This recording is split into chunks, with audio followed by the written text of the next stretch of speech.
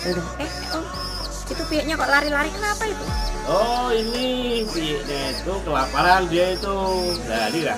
Kalau piek buat free play yang bagus, responnya harus bagus. Dia kalau kasih makan harus responin sebetulnya.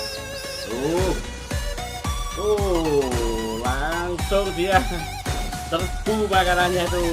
Jadi saya ngasih di sini apa? Meja ini biru sesuai dengan pointernya. Jadi nggak boleh asal nempel ya. Nah, apalagi di tanah tuh nggak boleh dilapkan ini. Ini di pointernya biru. Nah, jadi botolnya pun juga warna biru, makanya dia ngejar nih. Coba lihat nih. Sayang, itu nih.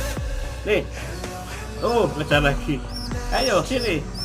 Sini ngejar terus tuh. Karena apa? Pointernya biru. Nah, gitu ya, sahabatku ya. Dari caranya ngasih makan dia dan biar selalu respon merpatinya untuk display. Sampai jumpa.